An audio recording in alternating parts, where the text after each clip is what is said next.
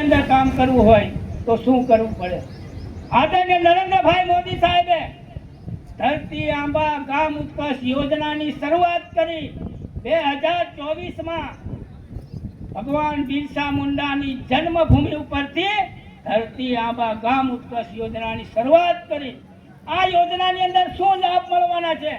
તો કે આ યોજનાની અંદર જે બાકી રહેલા ગામોની અંદર ગામોને જે જોડતા રસ્તાઓ બાકી હોય તો એનો લાભ મળશે, અને જે ગામોની અંદર ગામને જોડતા રસ્તા બન્યા હોય તો ફળિયાઓને જોડતા રસ્તાઓ બનાવવાનું કામ આ ધરતી આંબા યોજના હેઠળ થશે।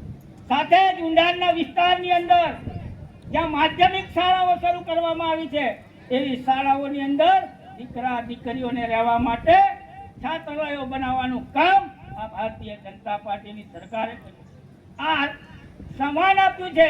એટલે મિત્રો, આપ સૌને કહેવા માંગુ છું આ સ્ટેજના માધ્યમથી કે જે લોકો પૂછે છે ને જે લોકોને ચર્ચા કરવી હોય તો અમે લોકો ખુલ્લા સ્ટેજ પર ચર્ચા કરવા માટે તૈયાર છે। ભારતીય જનતા પાર્ટી નરેન્દ્રભાઈની સરકાર આદિવાસીઓ માટે શું કરી? દેશની અંદર અત્યારે પણ 4 આદિવાસી મંત્રીઓ છે। 2 આદિવાસી મંત્રી છે એ આદિવાસી વિભાગ સંભાળે છે, અને 2 આદિવાસી મંત્રી છે અન્ય વિભાગોની અંદર કામ કરી રહ્યા છે।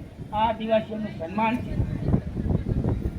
એટલે મિત્રો, આપ સૌને કહેવા માંગુ છું કે ભારતીય જનતા પાર્ટીની સરકાર હર હંમેશા છેવાડાના માનવીની ચિંતા કરીને આગળ વધી રહી છે, અને બાકી રહેલા જે કંઈક કામો છે એ પણ ભારતીય જનતા પાર્ટીની સરકાર કરે।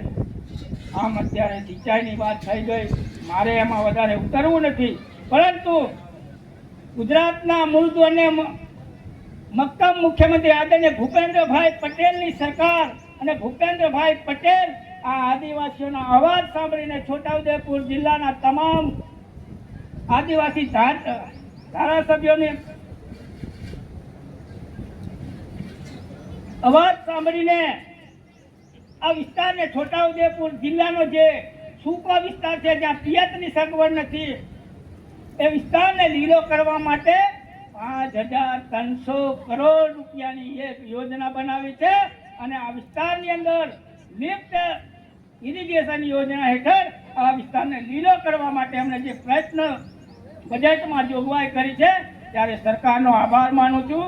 આજના તબક્કે હવે તમારી ધીરજ પણ ખૂટી ગઈ છે, અને આપ સૌએ અમારું માન સન્માન આપ્યું, અમારું સ્વાગત કર્યું, તે બદલ આભાર। વંદે માતરમ, ભારત માતા કી જય। આપનો ખૂબ ખૂબ આભાર સર। હવે હું મુખ્ય જિલ્લા